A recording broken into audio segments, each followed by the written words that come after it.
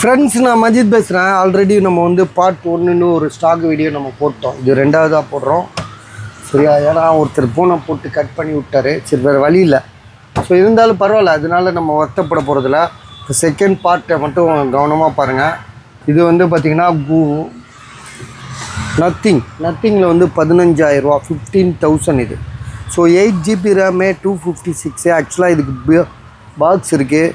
சரியா? இதில் வேணால் ஒரு 500 கம்மி பண்ணிடலாமா? கஷ்டமாக இருக்கே, காசு தேவைப்படுது. ஓகே, 14,000. சரி, 14,000 ரூபா, 14,000க்கு தரேன். மொபைல் வந்து பக்காவாக இருக்குது, பஸ் சூப்பராக இருக்குது. 14,000க்கு தரேன். கையில் காசு அர்ஜென்ட்டு. அதாவது நத்திங்கில் வந்து 2A+A. சரியா? அந்த சோடா புட்டி தலையன் சாராக இருக்கும்ப்பா. அவனால தான் தேவையில்லாமல் விலை கூட கொடுத்து வாங்க வேண்டியதாச்சு. ஓகே, 14,000. ஓகேயா?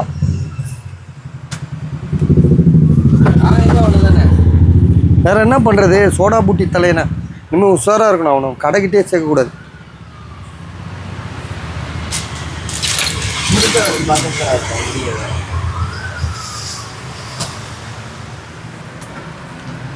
இது வந்து பார்த்திங்கன்னா ஐஃபோனில் வந்து சாம்சங்கில் வந்து Fold 6. இது Fold 6 தானே? இது Fold 6. சார்ஜ் இல்லை. இது நேற்றே வீடியோ போட்டோம். டிஸ்பிளேயில் நடுவில் வந்து ஒரு கோடு இருக்குது. பிளாக் டாட் இந்த இடத்துல இருக்குது. கோடு இவ்வளோ தூரத்துக்கு இருக்குது. மற்றபடி மொபைல் நல்லா தான் இருக்குது. ஸோ விலை வந்து 46,000 ரூபா, 46,000. ஸோ இது வந்து பார்த்திங்கன்னா OnePlusல வந்து 8 Pro 7,500 ரூபா. இது வந்து பார்த்திங்கன்னா சாம்சங்கில் வந்து S10 தான் 5,000 ரூபா, 5,000. 8,128. மொபைலில் பிளாக் டாட் இருக்குது. நான் சொல்ல மறந்துட்டேன், பிளாக் டாட்டு. ஸோ இது வந்து பார்த்திங்கன்னா ஐக்யூவில் வந்து இதில் வந்து பார்த்திங்கன்னா ப்ராப்ளம் நிறையா இருக்குது பாஸ். இது என்னென்ன ப்ராப்ளம்னா, ஒரு சிம்மு எடுக்கலை. ஸோ கண்ணாடி உடஞ்சிருக்கு. சரியா? ஒரு சிம்மே எடுக்கலை. 8,256. ஒரு சிம்மு தான் எடுக்குது. ஒரு சிம்மு எடுக்கலை. சரியா? ஒரு சிம்மு யூஸ் பண்ணுறவங்களுக்கு பிரச்சனையே கிடையாது. 2 சிம்மு யூஸ் பண்ணுறவங்களுக்கு தலைவலி. சரியா? மற்றபடி கேமரா எல்லாமே சூப்பராக இருக்குது. ஸோ பாக்ஸ் இல்லைன்னு நினைக்கிறேன். 14,500 ரூபா. மாடல் நம்பர் சொல்கிறேன் இருங்க.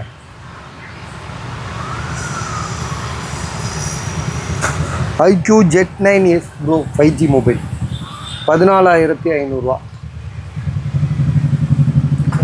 ஐஃபோனில் 12A 18,500 ரூபா, 128. சரியா? ஐஃபோன் 12 128. சரியா? 5G mobile. முன்னாடிங்க இது 53. இது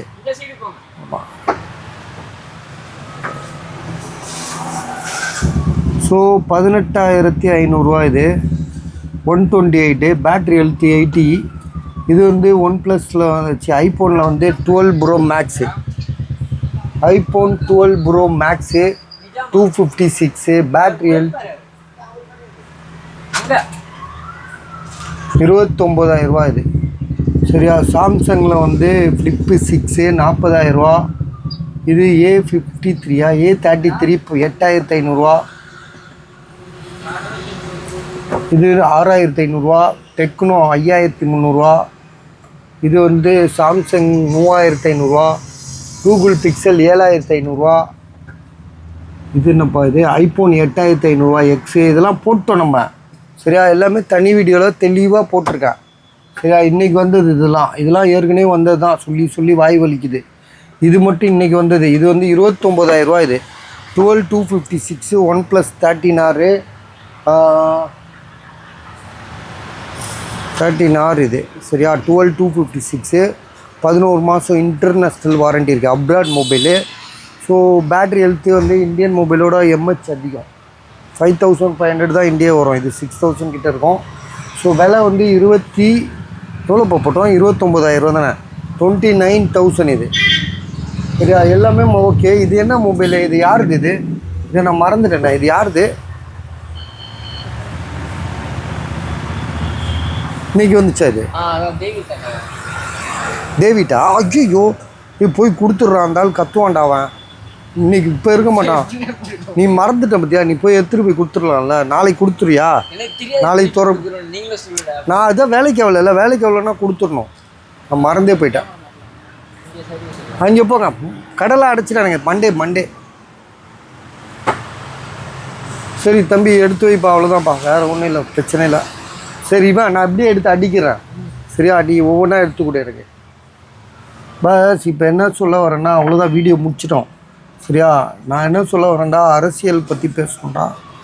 நான் என்ன சொல்ல வரேன்னா, லோக்கலில் எவனா ஒரு நல்லவன் இருப்பான், அவனை எம்எல்ஏ வாக்குங்க. அவன் வந்து சுயேட்சைகளை தேர்ந்தெடுங்க. இந்த ஆளுங்கட்சி எதிர்கட்சி இந்த இவனுங்க கிட்டலாம் போகவே போகாதீங்க.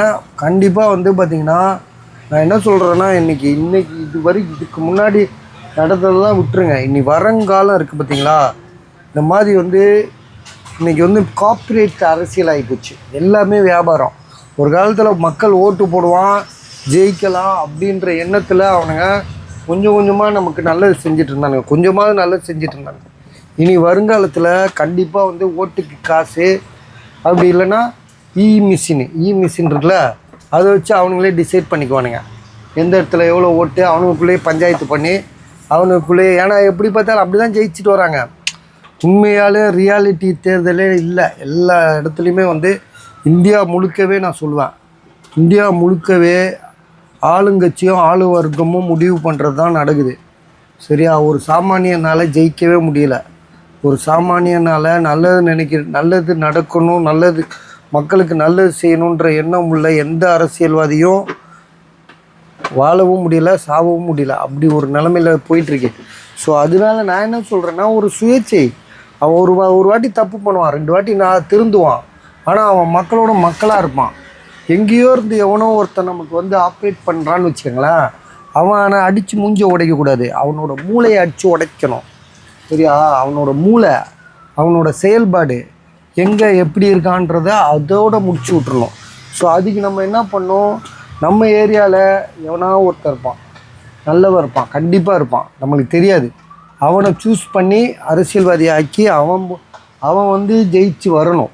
எல்லா ஏரியாலையும் சொல்கிறேன், இந்தியா ஃபுல்லாகவே சொல்கிறேன். நான் தமிழ்நாட்டுக்கு மட்டும் பேசலை, உலகம் இந்தியா ஃபுல்லாகவே சுயேட்சைகள் வரணும், சுயேட்சைகள் எம்எல்ஏ வரணும். அந்த ஏரியாவுக்குள்ளே என்ன பிரச்சனை, என்ன நிலவரம்.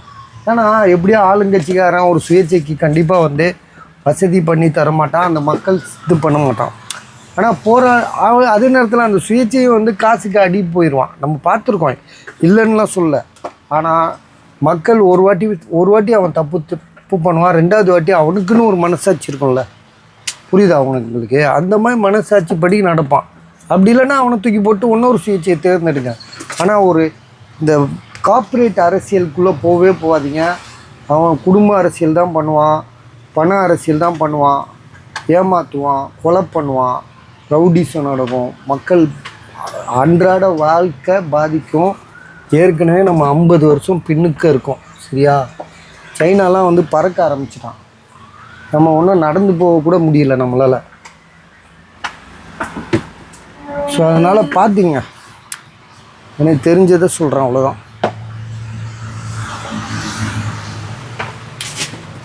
மாற்றி யோசிக்கணும். ஒரே மாதிரி யோசிச்சுட்டே இருந்தால் நம்ம மண்டையில் மசாலா அரைச்சிட்டே தான் இருப்பானுங்க. சோத்து பொட்டணத்தை வச்சுட்டு எவனாவது தலைவர் செத்து போயிடுவான், அவன் முன்னாடி சோத்து பொட்டணத்தை வச்சுட்டு ஏழை எளிய மக்களுக்கு, அதுதான் இது தப்பு. அது நீ எனக்கான உரிமையை நீ கொடுத்துட்டேன்னா நான் ஏன் பிச்சை எடுக்க போகிறேன், நான் ஏன் உன் காலில் வந்து விழுவ போகிறேன்? அப்போ இவன் எப்போவுமே நம்மளை பிச்சைக்காரனாக தான் வச்சுருப்பான். நம்ம எப்போவுமே இந்த மாதிரி கேவலப்பட்டு சாக வேண்டியதுதான் கடைசி வரைக்கும். ஸோ அதனால் உணர்ந்துக்கங்க, செயல்பட்டுக்கங்க. சரியா, இதெல்லாம் வந்து நான் வந்து இப்போ வந்து நம்ம ஒரு அரசியல் பண்ணுவோம் வருங்காலத்தில், இல்லைன்னு சொல்ல முடியாது. அப்போ நம்ம வந்து இதை வந்து நடைமுறைப்படுத்துறதுக்கான வழிகளை நாங்கள் ஏற்படுத்துவோம். ஸோ இப்போதைக்கு நம்ம வியாபாரத்தை மட்டும் பார்ப்போம். வியாபாரம் தான் இன்றைக்கி நம்மளுக்கு முதுகெலும்பாக இருக்கும். ஓகே, குட் நைட், நாளைக்கு பார்ப்போம்.